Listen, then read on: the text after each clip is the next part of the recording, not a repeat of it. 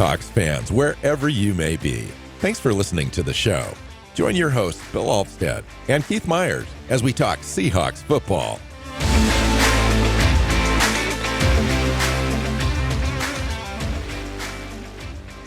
Hey, hi, Seahawks fans. Welcome back to the new episode of the Seahawks Playbook podcast. I'm your host, Bill Alvstad, sitting down with co-host Keith Myers, here to talk Seahawks football. We're going to get into the second half of our Senior Bowl preview and featuring the defensive side of the ball in this show, taking a look at all the position groups, all the players.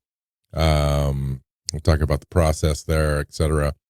And we're going to start the show by just kind of highlighting some a tidbit of information that we gleaned from a report this morning from Ian Rappaport from NFL.com about the coaching search for the Seahawks. Hey, Keith, how you doing?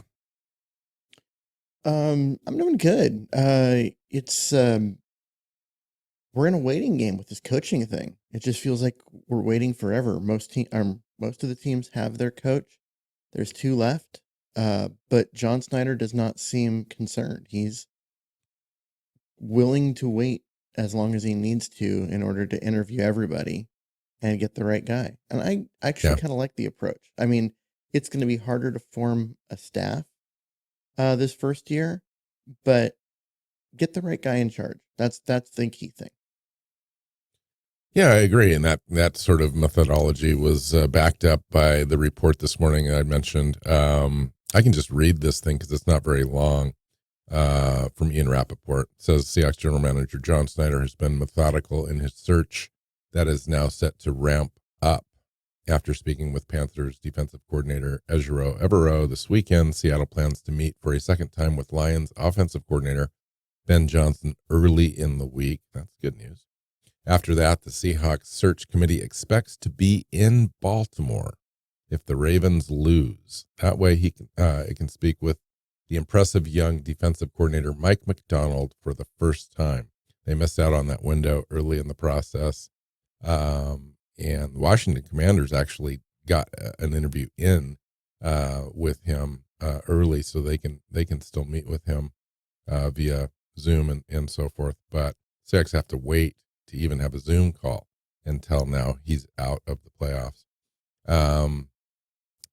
And then it goes on to say, in a separate tweet, Rappaport said the Seahawks plan to interview Ravens DC Mike McDonald for the head coach coaching job this week. If Baltimore loses, sources say if Baltimore wins, Seattle has to wait, and Seattle seems willing to do so, a la Shane Steichen from last year.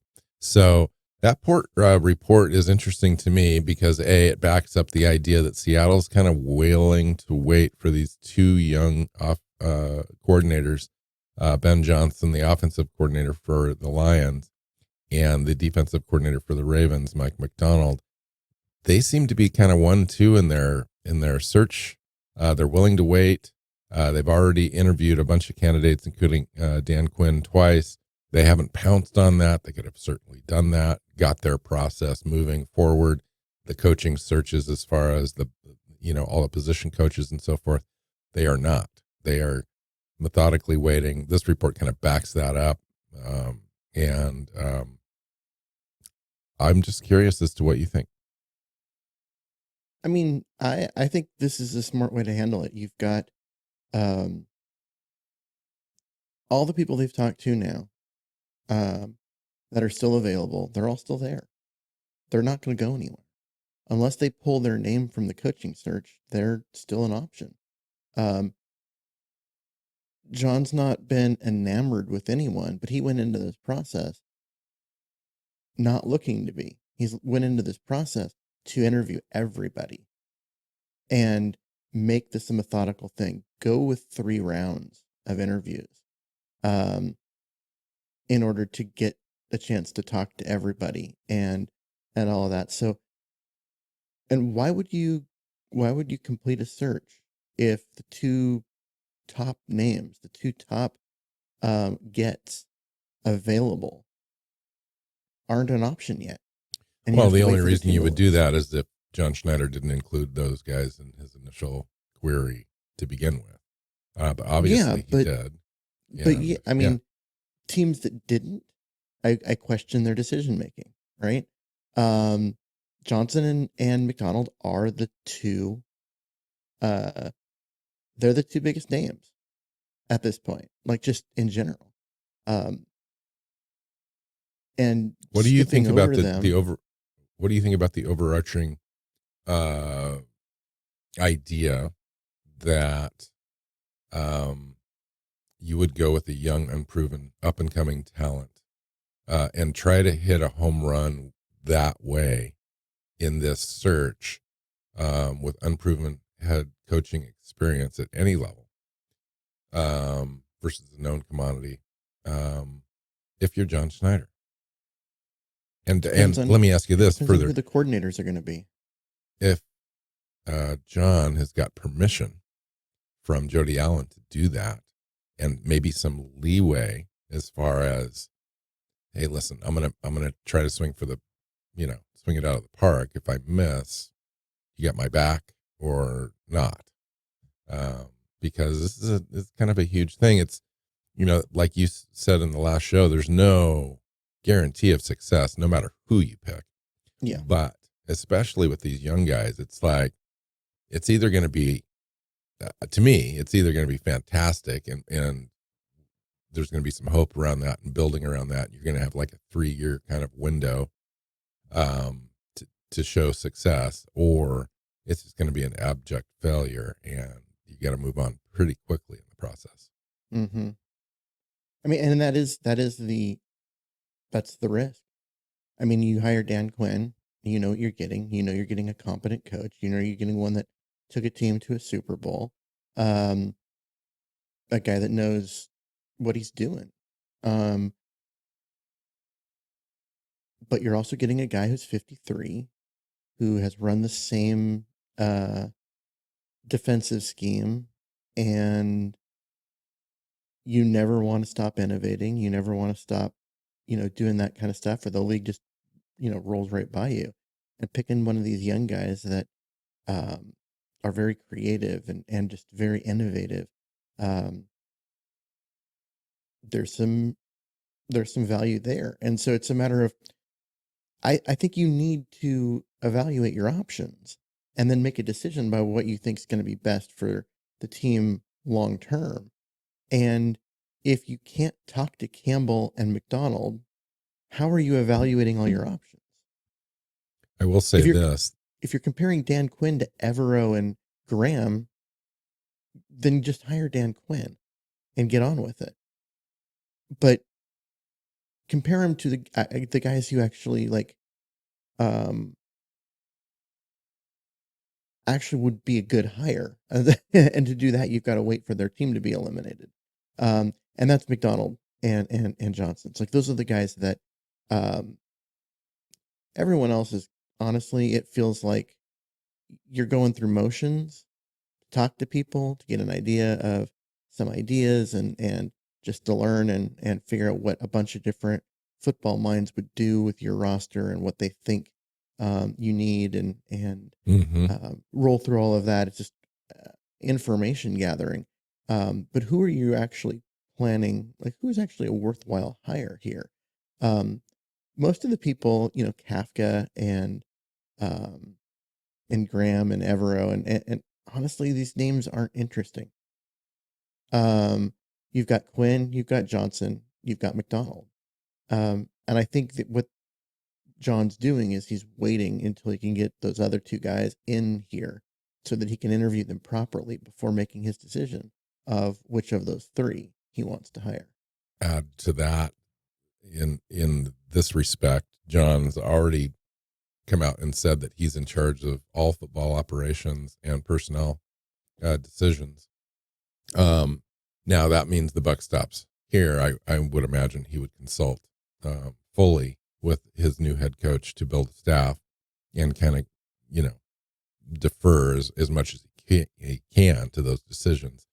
But part of this process is hiring a staff, Mhm. and some of these guys, some of these names will be available potentially for offensive coordinator, defensive coordinator, and so forth.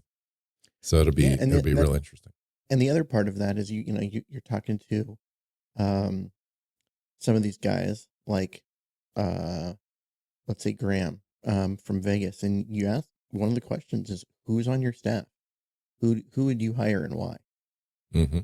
And so he'll talk about all the guys that all the position coaches that he really likes, that he thinks can either move over or would be a good coordinator. And, it's information gathering. Yeah. And because this is not a minute by minute league. This is a slow play league, especially for a guy like John Schneider who's been around for a long time. He's going to be in the league for a long time still, even if it's not with Seattle. And so anytime you can add names to your bucket for future contacts and so forth, it's a good thing. I will say this, that the Washington Commanders are also the only other team now in the hunt for a head coach and position coaches and so forth. They are essentially looking at the same group of coaching candidates. I know that they are pretty enamored with Dan Quinn. He's had 2 interviews there. According to Rappaport, the job that everyone thinks that Ben Johnson is going to be appointed head coach there as soon as the Lions season is over is somewhat premature. They are still going through the entire process and have not indicated at all through his contacts that he's their selection so far. So you kind of, it seems likely, and you gather all the information from all of the reports, and it kind of points in that direction. But just like John Schneider, you can't really say that he's in one direction or the other at this point. So I wouldn't rule out Ben Johnson being a successful candidate and choice here in Seattle and have them be able to get him. It really just comes down to rapport with John. They've got to work together hand in hand. The current talent on the roster, draft capital, and salary cap, and the willingness to build a team, ownership, the stability of the franchise, all that comes into play as far as where these candidates want to end up going.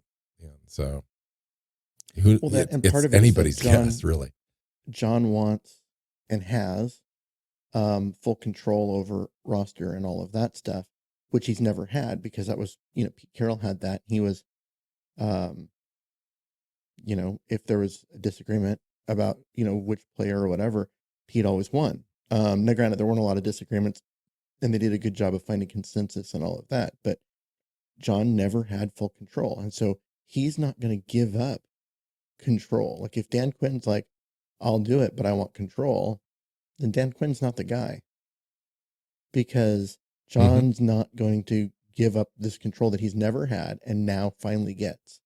And that might be one of those things. If that's the case, and that's what Quinn's saying, is that he'll take a job, but only if he's given like personnel control and all of that, that might be why other teams have passed and not hired him the last couple of seasons and this season.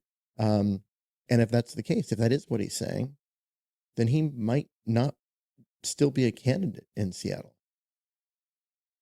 So we're thinking about, we don't know any of that. It's just, he's one of the few guys out there that has the leverage to ask for something like that. Yeah. Interesting. Very interesting. I guess the key here is patience, really. I mean, you want this thing to be done so you can move forward, you can roll forward, you can plan your roster, you can make roster decisions.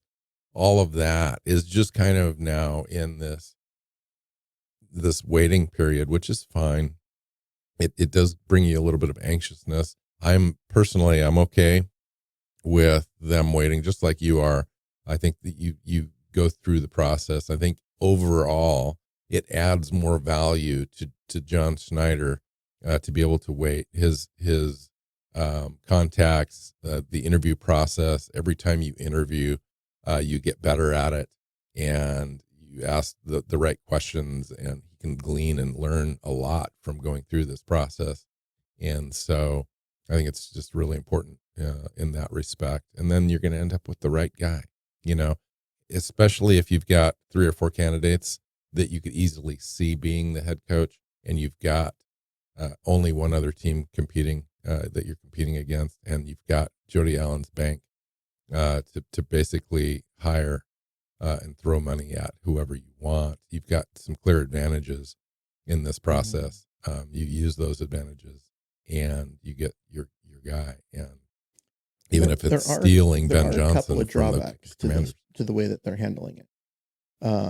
The first is that teams want to know what their coordinators and position coaches and stuff are going to do, and they're getting, these guys are getting pressured to announce whether they're leaving or staying.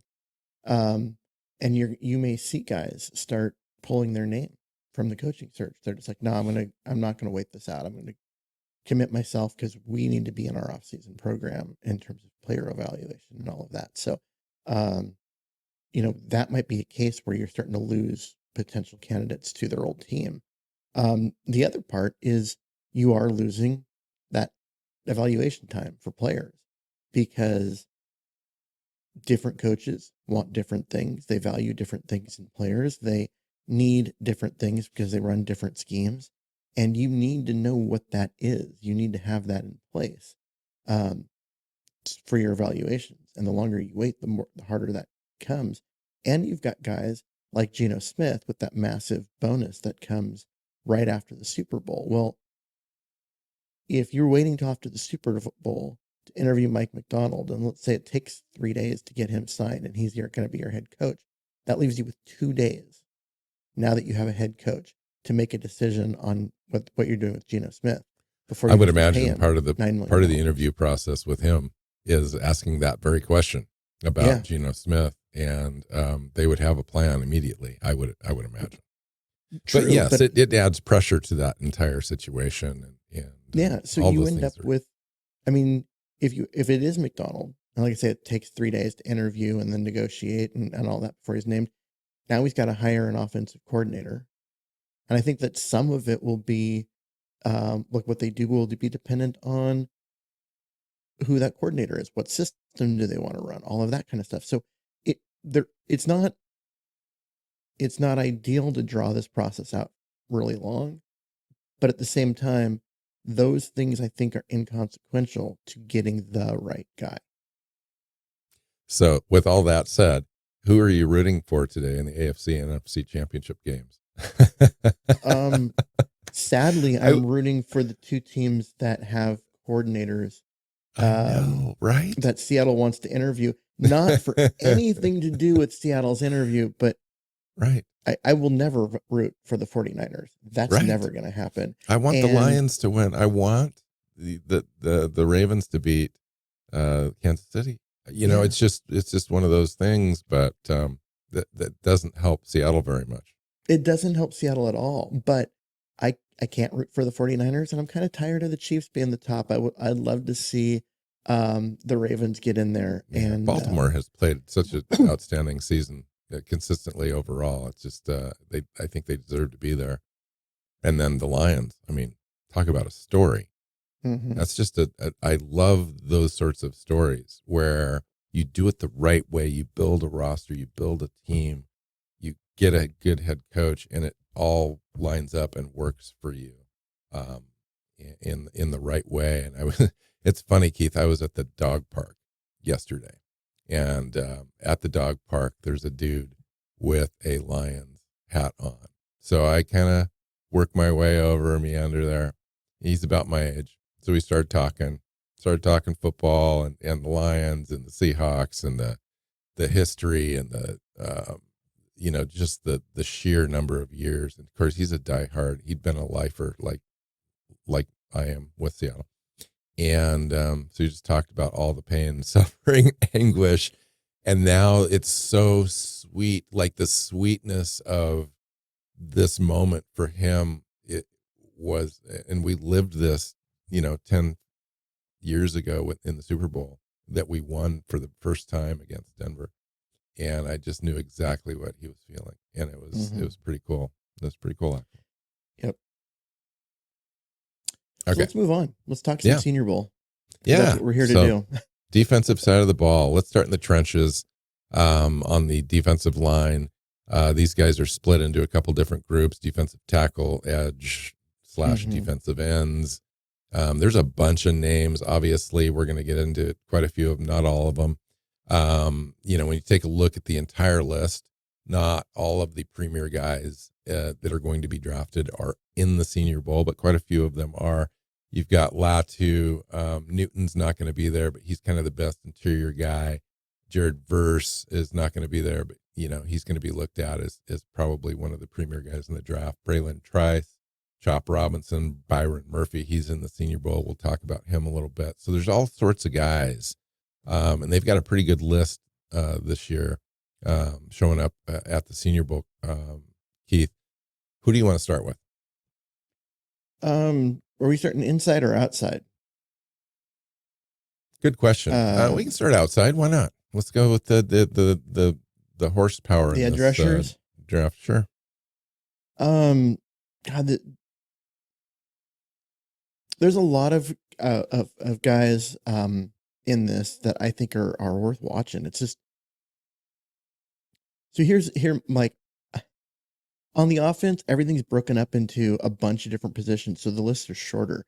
On defense, you've got 4 positions. You've got pass rusher, you've got defensive tackle, you've got linebacker, and you got defensive back, and it makes for really long lists. Guys I like in this. Okay, last name is Latu from UCLA. A guy that I think is going to make an impact at the next level. He's the real premier excited guy to in see this him group. play. Yeah, no, he's the premier guy. He's the premier guy at the Senior Bowl on the defensive side of the ball. He's the guy, he was thinking about coming out last year. He ended up not coming out. Good decision for him. He put together 2 really good, solid back-to-back seasons there at UCLA for sure. I'm kind of surprised he came instead of just prepping for the combine and stuff. Yeah. That's really a cool thing. Really is him showing up. In fact, Jim Nagy in the interviews that I watched him give within the last couple of days really called that out. It's like, this is a guy that didn't have to come. He did come. It shows how competitive he is, how accomplished and mature he is as a player. And he's got everything you want. 21.5 tackles for loss, 13 sacks in 2023, similar numbers in 2022, 6'4", 261. He's got all the, the Lombardi Award, 10 Hendricks Award, first team All-Pac 12, All-American, etc.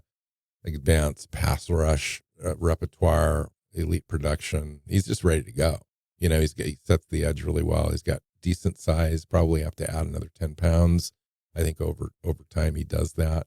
I think he comes into the combine and knocks it out of the park as far as his athleticism and according to Nagy, he's mature guy. He's going to interview well. He's probably going to be in the top 10 conversation somewhere, I would imagine, potentially top 15. And nice player. So typically the guy that we don't get guys like that at the Senior Bowl because they're top 10, top 15 consideration. You don't go. You're good. You don't have much to gain by showing up. But guys that do have stuff to gain, but are still really good players are guys like Chris Braswell out of Alabama. A guy that if he does well this week in his one-on-ones and shows some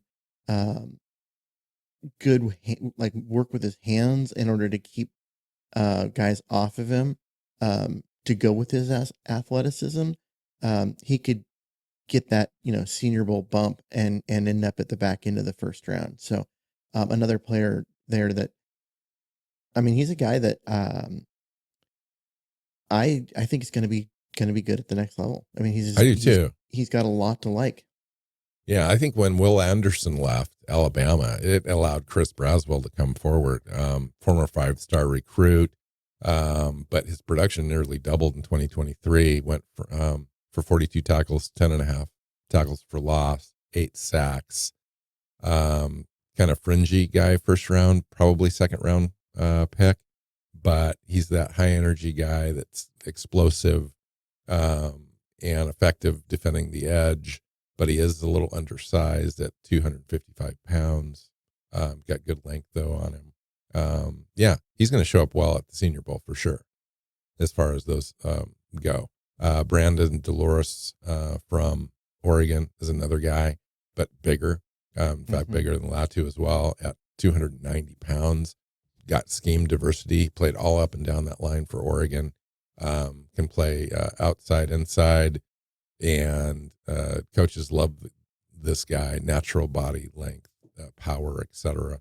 He can get a little stronger, but he can impact the game, both, setting the edge and getting after the passer. Those guys are coveted.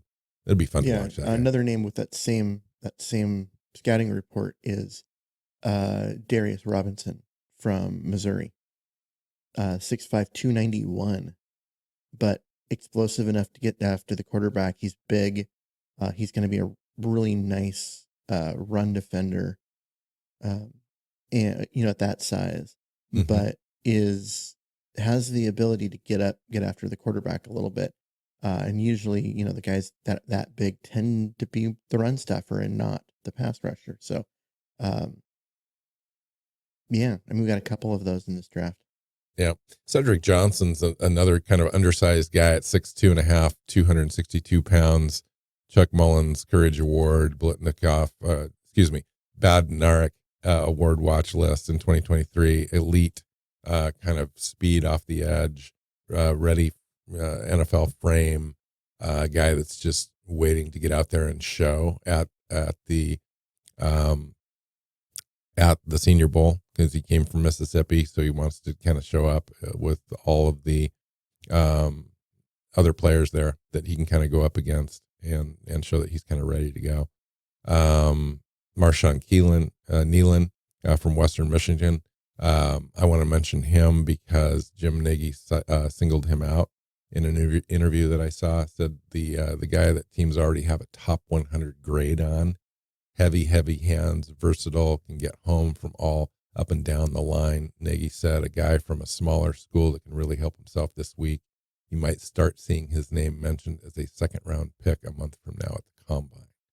6'3", 275-pound guy. So high motor, versatile, kind of guy that move up and down the line for you. And a Washington State guy, Brennan Jackson, 6'4", 265. Not the strongest guy, not the point of attack against the run guy that you typically want. So he's going to come later in the draft, but super explosive in his ability to get upfield, get tackles for loss, get after a quarterback. Definitely comes in to the league as a situational pass rusher with upside, and just a guy to keep an eye on, because if Seattle's kind of got the edge thing, it worked out. But so if they're going to be drafting guys, it's probably going to be later. And he's just kind of a name that I think that'll be an interesting player for the Seahawks. The interesting thing I found about this group, more or less, was a lot of them are undersized. As far as typical guys that have been in Seattle's scheme. But at the same time, we don't know what we're going to need going forward. Yeah. So we don't know what the scheme is going to be. Right. So, and we talked about guys. Austin Booker, who's 245. You've got Gerald Harrell, who's 242. Adisa Isaac, that's 240. I mean, these are small guys to be on the defensive line. Yeah. And, we've talked about players like Darrell Taylor, who might not be back. Frank Clark's not coming back, although, he wasn't a factor at all. But we've got Darryl Hall and Boye Mafe that were essentially starters there. Now we've got Dre Jones, potentially Leonard Williams, but even that might be going away. Mario Edwards is gone. Jerron Reed's under contract, but they might make a decision there. Cameron Young, played last year at defensive tackle, but didn't have a real impact. We're hoping for some natural improvement there. And so I think there is room on the roster for a few more guys. I don't think you can go wrong by adding a pass rusher this season. It's just a question of where are we going to do it? Is it going to be in free agency where we've established that we're already, probably going to have about $50 million to work with? And, that goes quick. It's not a lot of money. I mean, there's maybe one or two premier guys and then a bunch of filler. And then in the draft, we've got that first round pick at 16. Did we go quarterback? If we do, we're not getting any interior trench help until the third round. And so it's very interesting to me, which way they decide to go. To me, when you've got one pick in the top 75 and it's at 16, unless you really have fallen in love with a quarterback and you're going to go get them, I would think that they're going to address the trenches early in that draft. It's so offensive tackle heavy, and also corner and quarterback. If you're not going to get one of those guys, you can get a premier defender up there.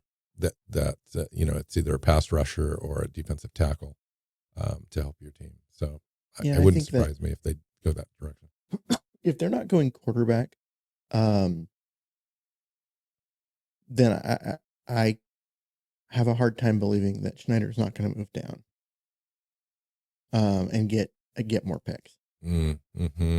to help. I agree. I think that's a real teeter point in the draft right there. Teams that want to move up and get a guy that's fallen a little bit, that was potentially a top 10 pick, is now available at 16.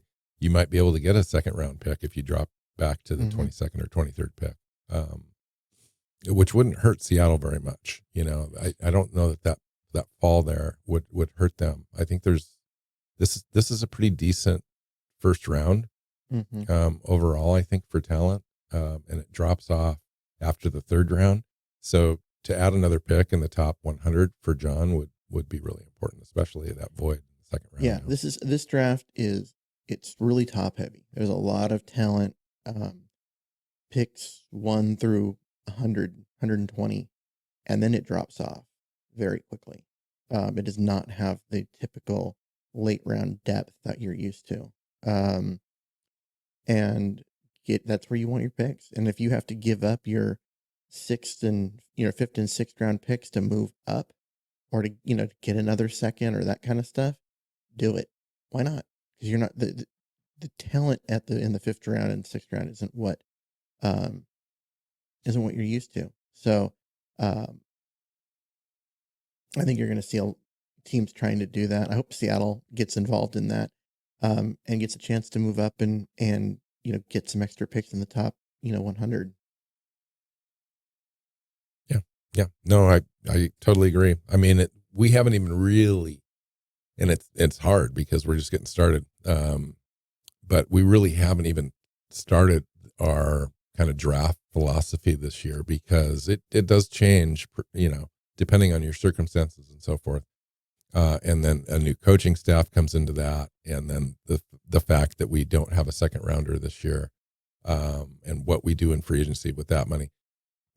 This is going to be fascinating to me. This off season is just going to be like the first off season that we had Pete Carroll. We had 200 and some odd transactions, et cetera, to kind of remake the roster. I don't see that happening, honest, but I could see us really moving around, like trying to make things happen. One of those years where you're just kind of, you are really kind of trying to make the roster in the image of your new head coach. And so you have a little bit more going on than normal years, I would think. All right, let's talk about defensive tackles, Keith. I mean, I think you kind of have to start with the two guys from Texas. And Byron Murphy's going to get all the press. He's the dominant, like, 3 tech that's going to get upfield, and he's probably a top 15 pick. But the guy that's most interesting to me is Tavondre Sweat, who's 345 pounds. He is that nose tackle that Seattle missed. If Seattle had a guy like him last year, I think the defense would have been significantly better. Because at some point you need that nose in the front to eat the center and the guard and keep them off your linebackers.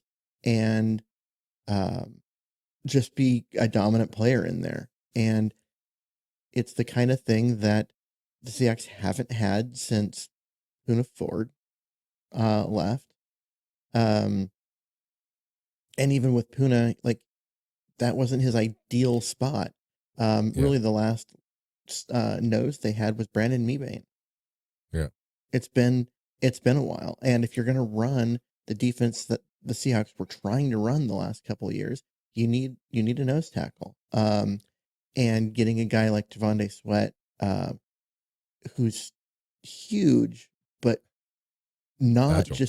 he's not just a big, lumbering mountain. He's quick, especially He's at got that size. 53 pressures in the last 2 seasons.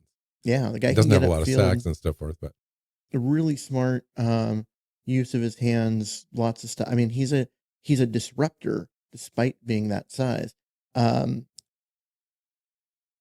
you're not going to get a quarterback in the first round and you move down, say, to 23, which is what you mentioned earlier, in order to get a second round pick out of it, and then you can get Sweat with that pick, I think you've done yourself like a real service in the first round there. I agree. I mean, this is Pro Football Focus, highest graded defensive tackle in this year's class, not just at the Senior Bowl. And this is a player I just fallen in love with early in this process at 6'4", 346. He's a longer, more athletic, bigger, more accomplished, well-rounded prospect than Brian Monet. Brian Monet is like 6'1.5", 340 pounds or 350. This guy's just a lot more, going to give a lot more for you. You're going to leave this guy on the field, maybe 3 downs, your 3 down guy in the middle. If you end up playing a 3-4, I think he's an ideal nose tackle that you'd want to have, anchor your team, take on double teams, all that kind of stuff, but still give you some pressure on 3rd downs. Fun guy to watch. Just a huge mountain of a guy. You've done him a disservice by mentioning Brian Monet. Well, you know what I mean, right? Brian Monet is similar in size, but not the same player at all. Not at all, because he doesn't have any explosiveness. He's just big. Right. That's, I was trying to draw the contrast to the same sort of build, but different. Is that size, but explosive as an athlete on top of it. That's yeah. Well, and then you mentioned Byron Murphy, the second from Texas as well. In any other year, he would have been Texas's most important defender on their line. But in fact, he was the 2nd overall prospect that Pro Football Focus had in their interior defensive line class this year. Really a great athlete, but a different type of player. Can kind of work around for you a little bit in the 3-tech. Obviously not as big as Devontae Sweat, but yeah, another guy that you kind of want to pay attention to in this game, though, especially practice week. I think those 2 guys are going to have contrasting styles, obviously, and 2 guys that would be a great addition, I think, to really any defensive line. I think Seattle, based on the way that they defended the run last year, this is going to be a key emphasis again this offseason, regardless of whether Pete Carroll's there or not. Pete said, we're going to defend the run.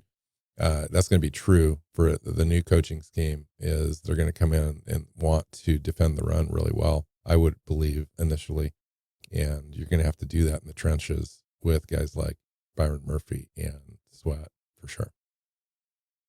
Yeah, agreed. I don't know how much of the struggle to defend the run was scheme dependent and linebacker dependent. Yeah. Well, I do believe, Keith, and I've said this for a couple of years, 3-4 years now, we needed a true defensive tackle to run even the hybrid scheme that Pete wanted, that the 4-3 now and again, 3-4 and so forth. They needed a nose. They didn't have it. Yep. And so I do believe that is the kind of the thing, but we'll see. Another guy to look at for me, if you're a Seattle fan, is Darius Robinson out of Missouri. I think he's one of the draft's premier run defenders at 6'5", 296. He's going to be that kind of 3 tech guy and a 3-4 or be on the defensive end size as a large defensive end or potential, one of the two defensive tackle spots for Seattle. So he can move around a little bit for you, but he's got great power, a little bit of a pass rush. And I think that he's going to get snaps right away for a team in the NFL. It's a little small to be a run defender at 295. You want your interior guys to be, 310, 315. But I'm just saying he's he's known as being physical at the point of attack, a technician, all that kind of stuff. Yep. Especially if you end up with a team with a more of a hybrid system and you can play him at 5 tech against the run. That's going to be an ideal fit for him this first year until he can put on a little bit more mass to hold up. Yeah, but he's got, some of the strongest hands in the class, heavy hands, all that kind of stuff. Okay. Who else can we talk about here? Brandon Dorless out of Oregon is another name. Yeah. A guy with he's an athlete. And you can never have enough 300 pounders who are athletic. You know what I mean? Yeah. That way you can avoid the Brian Monets of the world out there who are 340 pounds but not athletic. If you can get the big athletic guys, I think Dorless is a higher upside guy than most people think, maybe with a lower floor. But he's a guy that's going to, his athleticism, he's going to blow up at the combine, and I think he's going to rise. Yeah, interesting. Marcus Harris is another guy from Auburn, 3-year starter at Auburn, finished this season with 40 tackles, 11 tackles for loss, 7 sacks. Little undersized for, playing in the middle, but at 6'3", 295. But again, just like the other players I've mentioned, there's a theme of undersized players in this draft, especially along the interior. And you're not going to get a lot of guys that are 340 pounds out of this draft. There's just not a lot of players like that. But scheme diverse players in hybrid systems seems to be the prevailing trend and theme. And he's a guy that you can definitely have as an active, undersized interior defensive lineman with disruptive abilities to kind of impact the pocket as well as defend the run. And, he's kind of got that going for him. He's, pretty strong right now, needs to get into the weight room in the NFL, but a name to watch. Brendan Jackson. Did you mention him already from Washington State? Yep. Okay. And then Michael Hall. I mentioned him with the Edge group because he's 291. But yeah, so he's one. What about Braden Fisk? Florida State. Look from Florida he played State. Next to Jared Verse, a sleeper, I think, that's going to rise up. Yeah. Really. He's only got 1 year at a big college. He's at Florida State, right? Yeah, most of his career at Western Michigan, transferred up to Florida State this last year, and was really nice. I mean, yeah, got good lateral quickness on top of being, a big guy, powerful. And his ability to move laterally means he can take on, zone schemes on outside runs and be able to stay with his gap and not let his gap get expanded due to the lateral movement, which is what the zone scheme tries to do. And he's going to be, I think, a guy he's going to be a sleeper, but he is going to show up at the combine, wow some people, and he's going to go from being talked about as like a 4th or 5th round pick to being talked about as a 3rd round pick. Well, that's what happens sometimes when you've got an excellent player opposite of you, Jared Verse. Now, Verse is going to be a 1st round pick as an edge defender. And so this guy's going to be a little bit more of the inside guy, 3 tech, 1 tech, depending on team scheme, 6'5", 300 pounds. But he's going to be he's already an excellent run defender and pass rusher. I think he finished his college career. You mentioned him transferring, but 191 tackles, 36 tackles for loss, 19 and a half sacks at 300 pounds. That's impressive. And that's, here's the question. Did he make Jared Verse better, or did Jared Verse make him better? How many double teams did he take? All those kind of questions need to be looked at a little closer with the scouting. But that's where the Senior Bowl comes into play. If he has a great practice week, you mentioned the combine already, a guy like this with that much athleticism at that size can impact the game. Yeah, he could easily go from, our perception of, being a fourth round guy to rising up to be an early second round pick in this draft, because guys that can impact the game like that are rare. Yeah. There's a few other names: Jaden Crumedy, Tyler Davis, etc. Dwayne Carter. I'll mention Dwayne Carter, active, high IQ kind of guy, multiple positions from 0 tech to 5 tech. He got compared by his coaches at Duke to Kenny Clark and Grady Jarrett. Here's the deal about a guy like Dwayne Carter from Duke. This is exactly where the Senior Bowl was created initially, is to give guys like this a chance to show out against better competition than he was been playing against. So this guy's going to come in, he's going to be nervous because he's going to have his chance to, play. He's playing at Duke to go against the SEC teams and all those guys, and offensive tackles and guards and centers.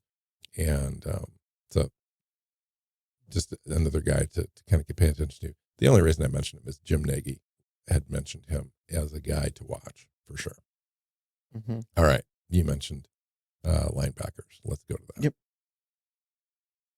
Yeah. So if we, I think if we move on to linebacker is a position that I'm really interested in this because I think the Seahawks have major need. And you look at this last year, and a lot of what went down as far as the run defense and stuff had to do with the linebackers. And I'm not saying that Bobby Wagner didn't have a great year, because he did, but when Jordan Brooks went down beside him, all of a sudden you couldn't stop the run to save your life. And it was a huge impact for that team. And I think that no matter what you do with Wagner this year, you have to get more speed on the field at linebacker. And so I think this is a big need for this team. And so we're really looking at all of this. There's some interesting players in this group, and it's not necessarily the deepest group, but there's some guys that are worth watching. Mississippi State's Nathaniel Wilson is a guy that his name comes up a lot. I mean, he's a quality player and a guy that can, just run. He's got tremendous speed, and I think that he's going to be a good player on both, at the next level. Little worried about his age, but now we'll see how this week goes and all of that. I think it's not going to matter. Yeah. I think Peyton Wilson is another guy, NC State, ACC Defensive Player of the Year, athletic, physical, second level kind of guy, gives you, ability to go forward and drop back into coverage. One of the premier linebackers in the class. He's got all that range. He's comfortable. He's got heavy hands, gives you all that sideline to sideline effort, and a little explosive at 6'4", 243. I think I have him currently as my second ranked running back in this class, and he's going to be at the Senior Bowl. So I'm really interested to see how he kind of pops on tape and has a good practice week. What do you think about Tommy Eichenberg from Ohio State? He's a guy that's 6'2", 239. He's not as fast so as I would want him even to though be. He's played for 5 years, he doesn't have that 25-year-old thing coming in. But he has been a tackling machine. Yeah, he's definitely a machine, but he purportedly runs like a 4.7 40, which is a little slow for me. I didn't see that. That's interesting. Yeah, he's a young guy. He just turned 22. Let me see. See, I've got him as 23. I show him as 22 Hmm. and 22 and 2 months. So yeah, no, he's got a good frame. He's thick, plays at full speed all the time, which to me is just a little slow. But when you talk about a box guy that can fill gaps and so forth in the trenches, that may not be as important. So if you're running a 4-3, for example, and he's your middle linebacker, um, Bobby Wagner had that speed coming out that made him elite, but it doesn't necessarily mean you have to have an elite um, straight line speed guy there at linebacker. Mm-hmm. Instinctive guy, a powerful guy, a guy that can fill gaps, read offensive lines, and call out defenses and so forth is definitely worth developing a guy like that. Who was the guy that the Lions took last year in the first round that everyone was like, oh my God, why did they take a middle linebacker in round one? Oh my He God. turned out to be pretty damn good. Let me find out. I just remember you really liked him last year, so I thought maybe you'd have his name at the top of your head. But Oh yeah, I do remember. Let me look. Hold on. It'll pop as soon as I see it. Jack Campbell. yeah, Yeah. old school style middle linebacker. Yes. Yes. Right. And I didn't realize he was as slow as what's been reported. I knew he wasn't a speed demon, but Mm-hmm. most middle linebackers aren't. Um, and just he's a tackling machine. Just he doesn't miss tackles, and Seattle has missed way too many tackles over the last couple of years. Yeah. And And he comes out of a big program, Ohio in State. 37 games, right, he has 268 tackles, including 151 solo tackles. Yeah. That's just, Interesting. yeah. I mean, that's essentially 2 seasons worth of NFL games, and Yeah. at 134 tackles a season average. Like those are numbers, yeah, Right. right. I mean, you don't miss tackles, and all of that. I mean, that's the kind, um, that's the kind of guy that the Seahawks need at that. If they're gonna stop the run, they need to stop freaking missing tackles, which is why So Bush and Diggs and some of these other guys need to go because yeah. they can't tackle, and getting guys in there that don't miss tackles would be a big upgrade. So I'm going to mention a guy that I'm not exactly sure where he fits in the NFL, but I'll mention him because he's on the Senior Bowl roster. And as we transition to defensive backs and talk about safeties, I think this guy shows up in mobile, and teams want to look at him as a safety as a box safety, and that's James Williams out of Miami. He's 6'5", but he's 215 pounds. Played linebacker for Miami, but he's great in coverage, great instincts, and I think that he's going to get a look at safety. And the reason I mention him at all is because I wanted to talk about the idea of the Senior Bowl stretching players,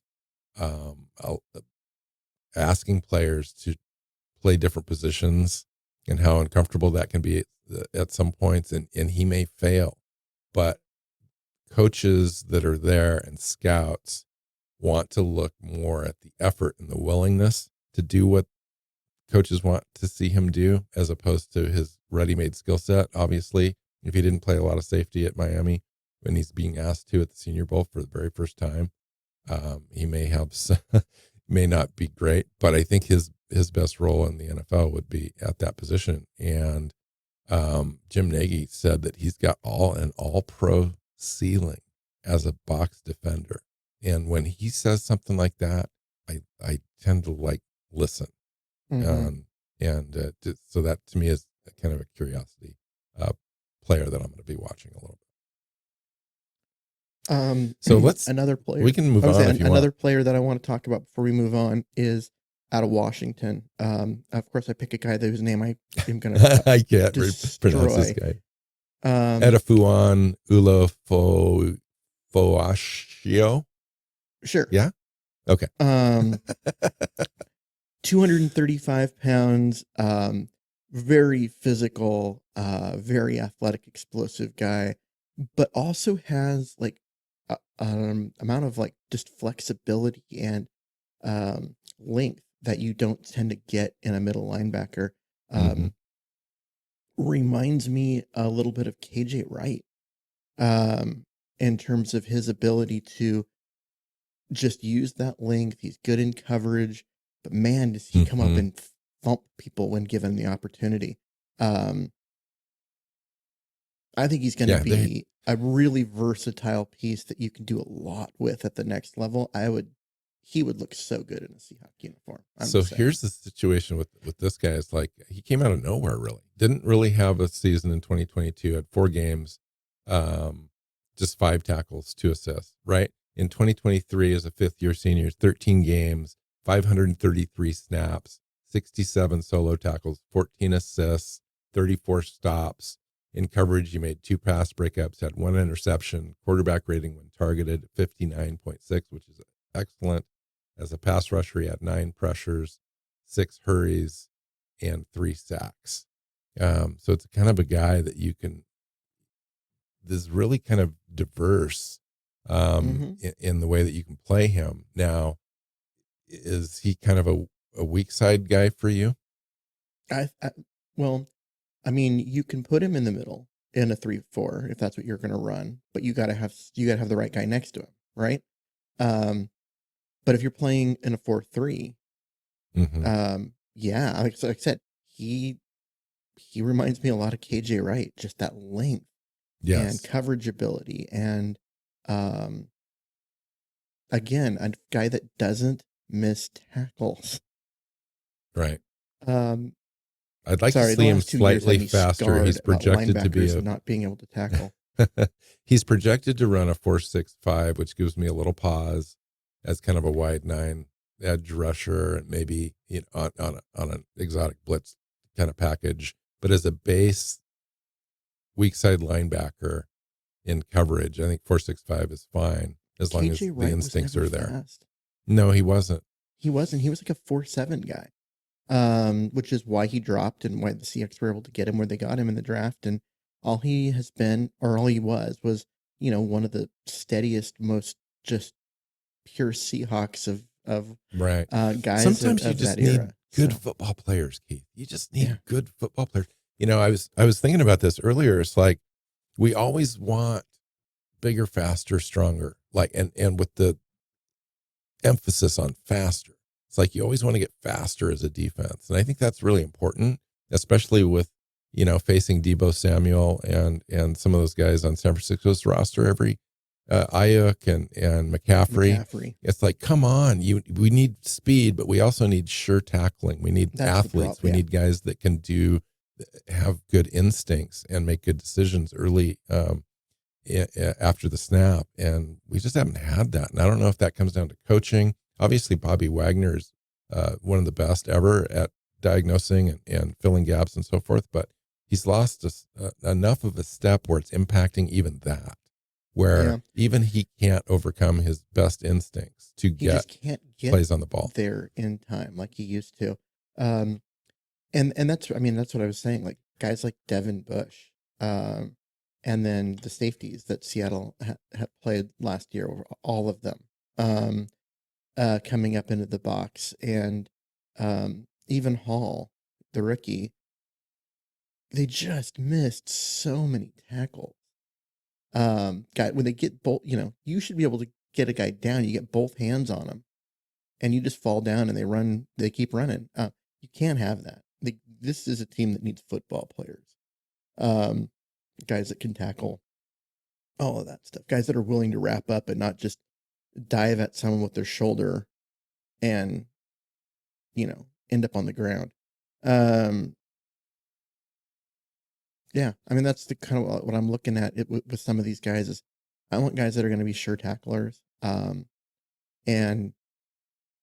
guy like this guy from Washington. I mean, um, and it's a thing when I'm like propping up guys from Washington, right? Because I am a Coug. I fully admit it.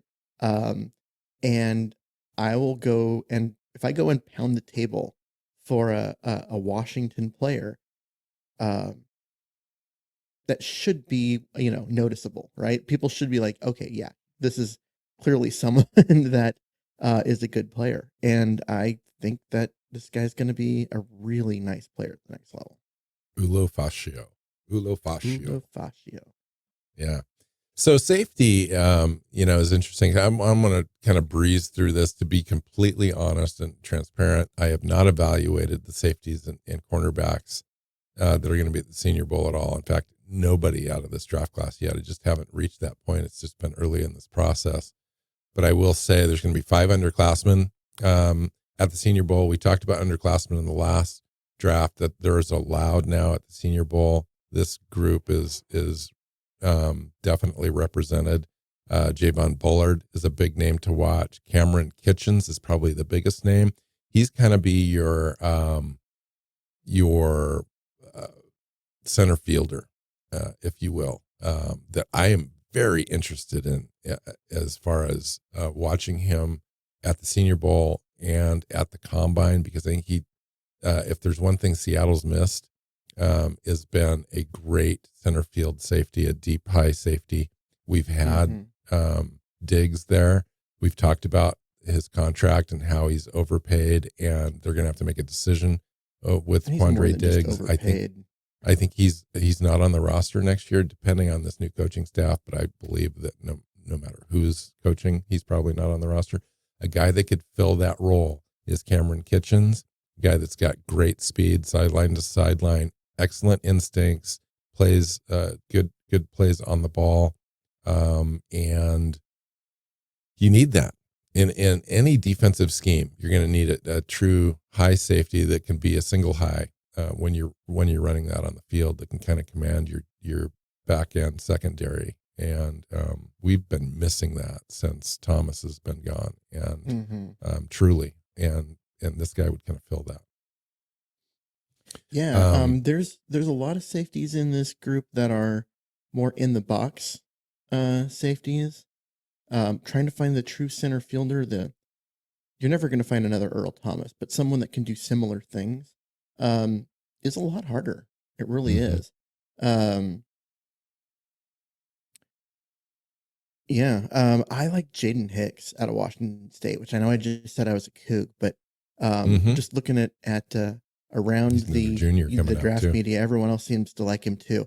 I think he came in, he's an underclassman, but he comes into this Senior Bowl and made the safety position group better, because it wasn't great until they started adding juniors. And getting Hicks in there was a big improvement for them. He's just a guy that can play. God, he's quick and he's long. He's 6'3", 212 pounds. Yeah, I mean, and runs a 4, probably in the 4.5s range. But he's going to be a strong, aggressive tackler. Yeah, in the NFL. He's a strong side linebacker. He's strong safety. He's going to come up, but he's good in coverage too. He's not a guy that can come up and basically be a linebacker, but isn't good in coverage. We've seen a couple of those in Seattle recently. Hicks is good in coverage. He's been really good in coverage, but he's big and he's strong and he comes up and he plays in the box well. He's just a great strong safety prospect. Yeah, there's some good strong safeties in this class, I think, and there's going to be a few of them at the Senior Bowl, and so it'll be an interesting group to watch. I think as we get towards the Combine and we start to highlight players that we're going to do on our weekly shows as we lead up to the Combine and beyond, we'll have a much more time to kind of get into role specific guys and guys that Seattle's going to be interested in, especially after we get a coaching staff where we kind of know what we're going to be looking for sure. As far as the cornerback room is concerned, I'll say this: Jim Nagy said that they had 4th round grades or higher on the entire cornerback class that they will have at the Senior Bowl, which is a pretty big statement from Jim. So there's a lot of names. Kalen King's probably one of the bigger names that they've got. Junior cornerback, played opposite of Joey Porter in 2022, where he looked like a 2nd round pick. Injuries were a factor in 2023. So the Senior Bowl is going to be really important for him. Quentin Mitchell from Toledo is Nagy's highest graded nickel corner. Long, tough, ball skills, competitive, 2nd round grade on him. That's all I've really got, Keith, prepared in this show. It's a good group, both with outside corners and slot corners. It's got both. I think last year we saw that there's a lot of there were a lot of slot guys, but not as many outside guys. This year it's a much more balanced much more balanced group. There's some talent here. I have a hard time getting into this because when it was the old coaching staff, I mean, I know last year they went and they finally spent a high draft pick on Spoon and it worked out well. But the previous before that they would wait. They would wait and wait and wait. And we knew what they were going to look for, and we knew about what range they were going to look. And this is a different staff. They and also I the don't know thing even what they want as a corner. So this is a really hard position to even preview. Well, and in addition, when you take a look at our cornerback room, we've already got Tariq Woolen. We've got Devin Witherspoon. I think Tariq had an off year. Everybody saw that. I think he comes back this year in the program, kind of figures that out. We've got a new staff that he's going to have a fresh start with. I think that's going to be really important for him. Michael Jackson, I think, is a restricted free agent that we've got access to. We've got Trey Brown. Got a couple guys on the practice squad. We're not light in that area. I think, we've got Kobe Bryant as well that I think never really got a completely fair shot as an outside corner, where he played the vast majority of his snaps in college, came into our program, was asked to play in the slot right away, had mixed results there. He was good at punching the ball out and causing forced fumbles, but in coverage he was lacking. This year it was even worse. To the point where he just basically lost all of his snaps and couldn't get on the field. And so he played a lot early in the year before an injury and was terrible. Yeah, not good. Yeah, I don't know. I'm confused because you saw regression with both Woolen and Bryant. And that doesn't happen to a Pete Carroll defense very often as far as defensive backs are concerned. And that was worrisome to me. Yeah. Now that we're going to have a fresh start and those guys are on the roster, and under cheap contracts, so they will be there. I'm very curious to see how both of those guys can bounce back and improve this season, how they're used, and especially Bryant. Woolen, I'm just going to say that he's going to come back and he's going to be good. Bryant, I'm just not so sure. And boy, he was acclaimed coming out of school. He was the best cornerback in the country, won the award for that, and then just has not looked that part at all. I know he was a 4th round pick for a reason, but yeah. Yeah. I mean, he played well, but he doesn't have, for him, it was a question of, does he have the speed and quickness to do what he did in college at the next level? And early in his rookie season, it looked like the answer was no. Later in his rookie season, and we're like, okay, he's making that transition. He's starting to make it work because he needs to be able to play in the slot if he's going to make it in the NFL. But then the way the roster broke down last year, he was never going to see the field because of Trey Brown and Spoon, and he was just never going to get on the field as a corner. And so they moved him to safety because they needed safety help. But he can't tackle. He's a cornerback. He tackles like a cornerback, and that's not a compliment. You can't have a guy like that at safety. And so he needs to move back to corner. He needs to be put. You're going to be a slot corner. Do you move and that's Devin all you're gonna do. Witherspoon opposite of Tariq Woolen like it was originally intended, and have Kobe Bryant and Trey Brown kind of alternate in the slot? Yeah. I would say that you have those two guys, and then you have Trey Brown as your slot, and you go into all of this with those three as your starters, and you let Kobe Bryant and Michael Jackson be your backups. You have Michael Jackson who can play both outside spots, and you've got Kobe Bryant who you hope can return to what he was doing at the end of his rookie year in the slot. And you got 5 cornerbacks there. This is a situation too where I would think that the new scheme that comes in will probably end up trying to bring in a corner out of their scheme to add to the mix in this thing that will also be a good teacher, because obviously you've got Woolen and Spoon. I mean, those are the guys. But after that, you've got some flexibility there where maybe you could add a guy. And you've also got Trey Brown. I think that true. People forget about him because he had that injury his rookie year and really struggled to get back from it, but then finally got back this year. And I mean, there's a little bit of that, but he is a good player. He's a little undersized, but he is a good football player. And I think he's kind of one of those guys that people just forget about because he's not, Spoon or Woolen. But I like the way that but you're right about, you're going to bring in a completely new scheme. Now, Witherspoon can play in any scheme. He is not scheme dependent. Woolen and Jackson, on the other hand, might be more scheme dependent. And so depending on the scheme that comes in, we may need a cornerback that can step in and do some of the things that this new defense like needs them press to do. man stuff. Yeah. Well, I think Woolen can press man. I think so too. Because in fact, I think that might be his strong suit. He's fast. He's big. Like putting him in press man, I think would be ideal for him. Putting him in zone, we saw some deficiencies in his game.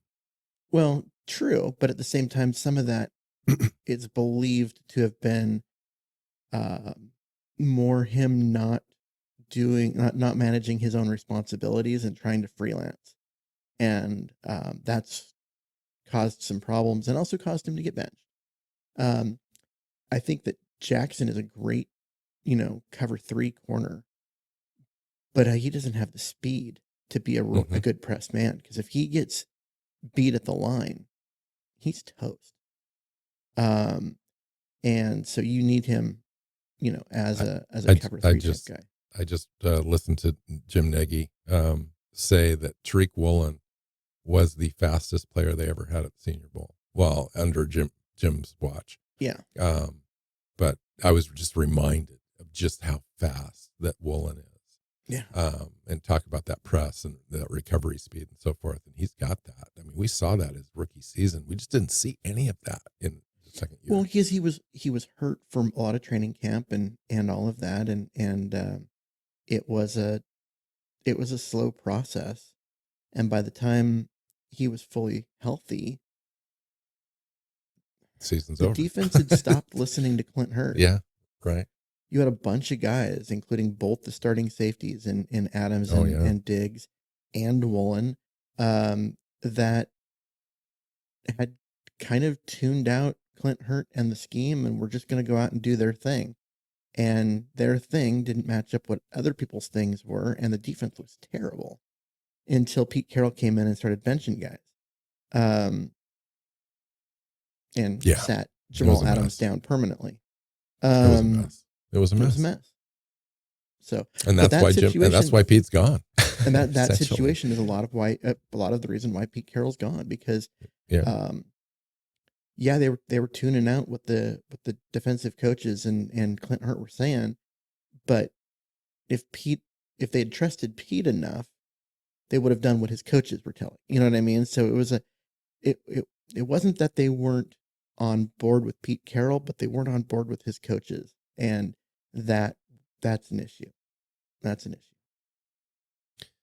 All right, let's get out of here. We're going to come back this week and have additional shows. I'm trying to look. I don't have my schedule up, but I think we'll probably try to have a show where we're just talking about Seahawks news and just general Seahawks conversation about the coaching search and some of the other issues around that.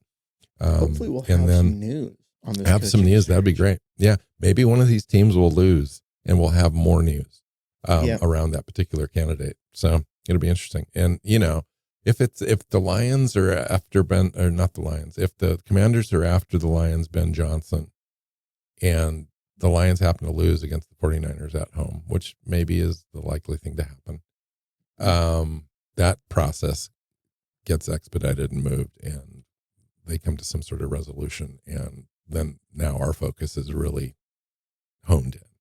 And we can just take about as much time as possible. If the Lions are honed in on Johnson and John Snyder is really interested in Johnson, you may not be able to wait for McDonald anymore. Yes, that's true. If the Ravens win. And so it's either you have to make the decision and go all in to get Johnson, or you have to recognize that he's no longer available. And your choices are things could get very interesting in the next two days, really. Yep. And we've already got a second interview scheduled for Johnson earlier in the week. Or right, second or third? I don't know where we're at in that process, but it's second because they did the original one, the Zoom interview, and they've been waiting for his team to lose. So they've scheduled an interview with the expectation that the Lions are going to lose, and if they win, then they have to cancel it. Well, and it said too that they would go to Baltimore. It says, Ian Rappaport says, after that, the Seahawks search committee expects to be in Baltimore if the Ravens lose. That means airline tickets are booked. Like this thing is scheduled and happening, which is nuts. Yeah. And so but it's about getting it done right away and not being like, okay, now you've lost. Get this figured out and get arrangements and get you in, and it'll take 3 days. No, they want, if they lose today, they want to interview him tomorrow. Yeah. And get that process moving. Which is exciting. I mean, it's going to happen. We just have to see. Now, if the Lions and Ravens win, I would like that as a fan, but as John Schneider, that's got to be frustrating. But we'll just have to wait and see. If the Lions and Ravens both win, do you continue to wait? And what a Super Bowl. Yeah, I think you do, because you still have one of those two candidates. Yeah. It's just got Washington. It's hard. It is hard. But I mean, you haven't even talked to McDonald. Ian Rappaport reported, it said Seattle that would then have to wait, and Seattle seems willing to do so, quote unquote. I wonder if they have assurance from Dan Quinn's agent that if they take their time and interview the other guys, he's not going to back out. And that basically he's like, we don't know these people. We haven't talked to them. We're going to wait to talk to them, and then we'll make our decision. And if we make our decision that it's going to be Quinn, because he's the best candidate, you know what I mean? But we can't determine that he's the best candidate until we actually get an interview with the other guys. So I wonder if that's part of it. This is why John Snyder gets paid, right? All of them. Mm-hmm. Yeah. All right. Let's get out of here. Find Keith on Twitter at Myers NFL. You can find me at NW Seahawk. The show's Seahawks Playbook podcast on your favorite podcast platform and our YouTube channel. Hit that subscribe button and join us for every show. So until next time, go Hawks. Go Hawks. Seahawks Playbook podcast listeners, thanks for joining us for another edition of the show. You can find us on Twitter. Bill is at NW Seahawk, Keith is at Myers NFL, and the show is at Hawks Playbook. You can listen and subscribe to the show at SeahawksPlaybook.com.